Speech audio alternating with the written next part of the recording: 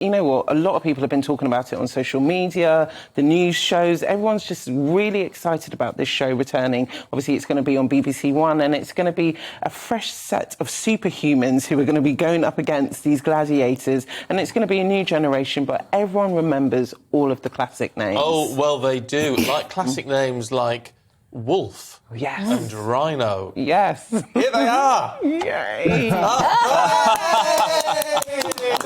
How you doing, mate? Oh, wow. Hello, It's great to see you both. Let's kick off, because I want to kick off with Wolf, because I think you've got the slightly dodgier line, but you are on the other side of the planet, so that's absolutely fine. I'm in New Zealand. It's night time here. Oh, yeah. Wow. And look, first and foremost, what's it like being a gladiator, and what's it like seeing a new generation coming through now? It was absolutely a wonderful time in our lives. I can say this for me and all the guys. But with all due respect, they'll never be as good as us. Hey, Rhino.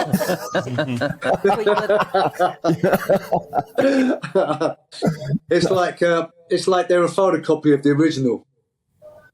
I can believe it. You were the originals. You were the classics, I guess. Isn't it amazing that you're so far apart, but you're there together on the screen and you're able to talk and laugh with each other?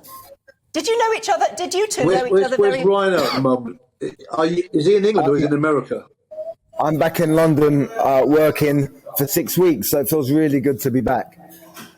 I live in LA now, you're back in London, right. And yeah, it feels good to be back in London. I'm working at Pinewood at the moment, so all is well. So what are you up to, Rhino, these days? I've been acting quite a lot I live in Los Angeles. I've got my 2 kids, 3 kids in total. My 2 kids live with me in LA. And what's been happening? I'm doing promotion for a film called The Enforcer with Antonio Banderas and Kate Bosworth. Nice. That comes out September 23rd. And I'm working on a Marvel pick at the moment at Pinewood. So, yeah, it's been busy. He hasn't aged. No, it's interesting. Stephanie here said, no, they haven't aged.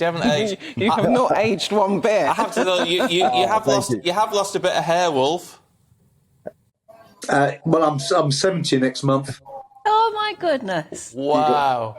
Yeah. You're 70, you look great. I was the oldest glad. I did Gladiators until I was 48. Wow. Mike, it's Aidan here. I used to live with your brother Jim in Bromley about 15 years ago. I hope you're tidier than he is. Yeah.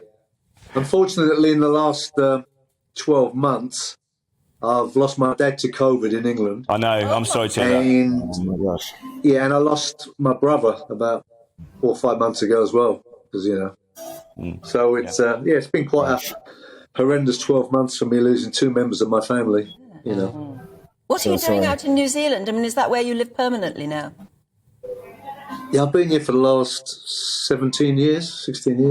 Yeah. And I came on a holiday. Yeah. And I thought, what a beautiful place to bring up the children, and never went back. And it's a beautiful place. It's absolutely lovely.